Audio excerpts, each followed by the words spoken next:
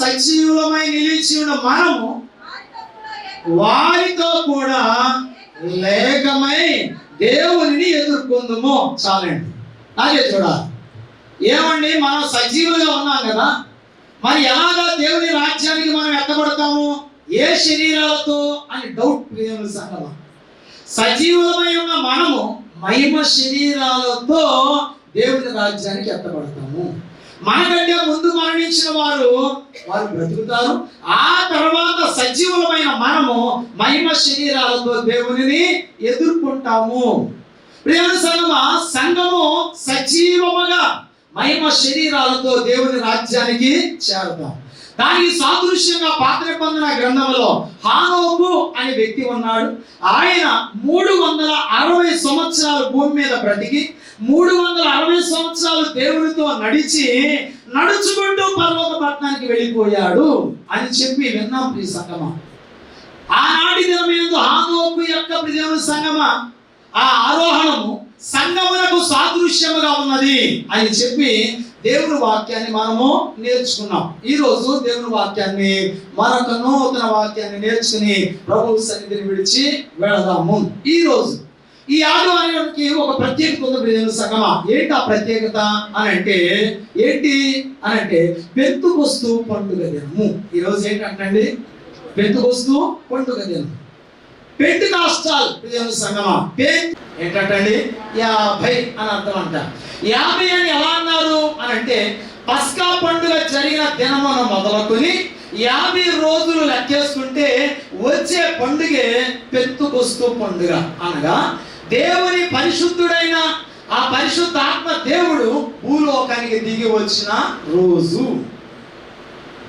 దీనిని పాత నిబంధన గ్రంథంలో 7 వారాల పండుగ అని యూదులు ఇశ్రాయేలీయులు చేశారు. దీనిని ఏమన్నారంటే 7 వారాల పండుగ. లేవియా కాండములో ఈ మాట ఉంటుంది. 23 అధ్యాయం 15 నుంచి 20 వచనం వరకు చదవకండి, చక్కగా రాసుకోనండి, ఇంటికి వెళ్ళాక చదువుకోనండి. లేవియా కాండము 23 అధ్యాయము 15-20 వచనం వరకు ఈ 7 వారాల పండుగ. ఈ 7 వారాలలో నాకే చూడాలి ప్రియమైన సంగమా, 7 రోజులు తీసేయాలి. అంటే అవి విశ్రాంతి దినాలు. అవి ఏంటండి? విశ్రాంతి దినం అంటే సబాతు దినం. ఆ దినాలు తీసేసి 7 వారాలు లెక్కేసుకుంటే 50వ రోజు ఏ రోజైతే వస్తుందో ఆ రోజు పెంతెకొస్తు పండుగ దినము అని లెక్కించారు.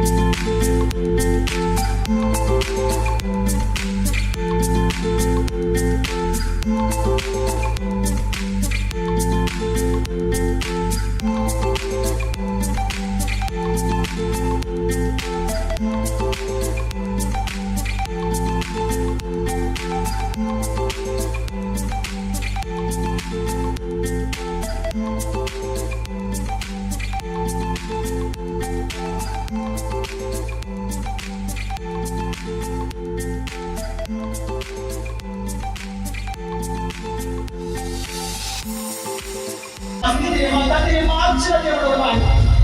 ఎవరు వారి లోకంలో మాత్రం ప్రాణం పెట్టినవారు, ఎవరు వారి లోకంలో మాత్రం రక్తం చిందించినవారు.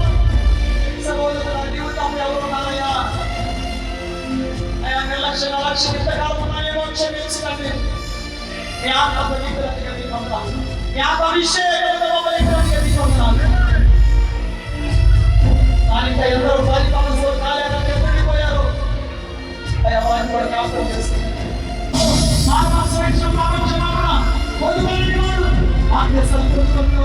క్షమించినంటే వారికి మరొక అవకాశం ఇవ్వండి. తెలిసిన జీవితంగా ప్రభావాలను ఆత్మను పొందుకున్నారు. వరాంగంలో శాశ్వత కాలం నిలిచి ఉండే వాక్యం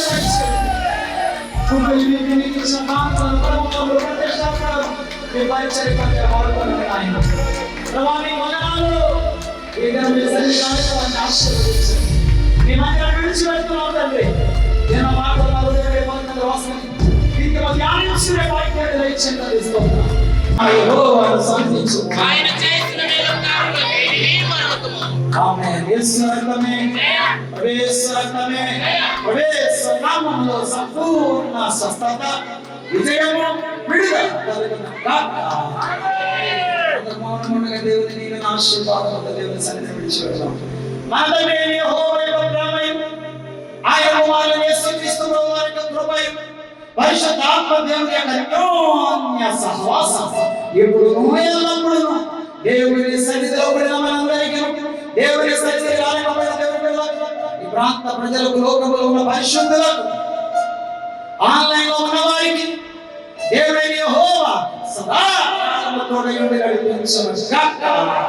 ఆమేన్. అందరూ చెప్పండి హల్లెలూయా, హల్లెలూయా, హల్లెలూయా. మీ అందరికీ ప్రైజ్ లార్డ్ పాస్టర్ గారు. ప్రైజ్ లార్డ్ అమ్మా. మీరు ఇక్కడ ఈ చర్చ ఎప్పటి నుండి స్టార్ట్ చేశారు? ఈ యేసయ్య దీవెన నిలయం ఫ్రెండ్ ఆఫ్ గాడ్ అనే ఈ సంఘాన్ని 1999వ సంవత్సరంలో ఇద్దరితో ఇక్కడ మేము స్టార్ట్ చేయడం జరిగింది. అప్పటి నుంచి 24 సంవత్సరాల నుంచి ఇక్కడ ఈ పరిచర్య జరుగుతూ ఉంది. ప్రతి ఆదివారం ఉదయం 8 గంటలకు ఆరాధన ఉంటుంది. అదేవిధంగా ప్రతి శుక్రవారము 7 గంటల నుంచి 9 గంటల వరకు మేము అందరి కొరకు ప్రార్థన చేసి ఉపవాస కూడిక ఉంటుంది. అదే రీతిగా ప్రతి బుధవారము సువార్త కూడికని విశ్వాసుల గృహాల దగ్గర ఏర్పాటు చేయడం జరుగుతుంది. అది మాత్రమే కాదు, మేము సోషల్ యాక్టివిటీస్ కూడా చేస్తూ ఉంటాము. ప్రతి సెమీ క్రిస్మస్ సంవత్సరం మేము పేదవారికి దుప్పట్లు పంచి పెడుతూ ఉంటాం, అలాగే శారీస్ పంచి పెడుతూ ఉంటాం. ఈ విషయాన్ని మేము బయటకైతే ఎప్పుడు ఎవరికి చెప్పలేదు, కానీ ఎంటీవీ యాజమాన్యాన్ని వారు మమ్మల్ని ప్రేమించారు, వారంటే మాకు చాలా ఇష్టం, అందుకని ఈ విషయాలు చెప్తూ ఉన్నాను. అదేవిధంగా మేము ప్రతి సంవత్సరం 24వ తారీఖు డిసెంబర్ నైటు పేదవారందరికీ కూడా గొంగళ్ళు ఇవ్వటం జరుగుతుంది. అదేవిధంగా ఈ వికలాంగులకు ప్రతి నెల మొదటి 2వ ఆదివారం స్నాక్స్ ఇవ్వటం జరుగుతుంది. అది అలాగే మన కుష్టి రోగులకు మరి భోజనాలు ఇవ్వటం జరుగుతుంది. అలాగే ప్రతి నెల మొదటి ఆదివారం ప్రేమ విందని చెప్పి ఏర్పాటు చేయడం జరుగుతుంది. రోడ్ల మీద ఉన్న భిక్షగాళ్ళందరికీ కూడా మేము భోజనాలు పొట్లాలు ఇస్తాం జరుగుతుంది. ఇవన్నీ కూడా సంఘస్థుల యొక్క ప్రోద్బలంతో జరగటం జరుగుతుంది. అలాగే మరి మెడికల్ క్యాంప్స్ అని ఆశ్రమ హాస్పిటల్ వారి సౌజన్యంతో ఇదే మందిరంలో ఎవ్రీ మంత్ మేము ఎవ్రీ ఇయర్ ఒకసారి free medical camp, mega medical camp అని ఏర్పాటు చేయడం జరుగుతుంది. ఈ సంవత్సరం కూడా గడిచిన నెలలో మేము చేయటం జరిగినది. అలాగే ప్రపంచం కొరకు మేము ప్రార్థిస్తూ ఉంటాం, నాయకుల కొరకు, ప్రభుత్వాల కొరకు, ప్రతి ఒక్కరికి కూడా మేము ప్రార్థన చేస్తూ ఉంటాం. అలాగే చాలా సంతోషంగా ఉంది, ఎంటీవీ మరి ఎంత స్పీడ్గా ప్రజల్లోకి వెళ్ళి ప్రజలందరి మనలను పొందుకుని, అలాగే మరి ఎంటీవీ యాజమాన్యం మాణిక్యాలరావు గారికి అలాగే వారి యొక్క బృందానంతటికి కూడా ప్రభు పేరిట వందనాలు తెలియజేసుకుంటున్నాను.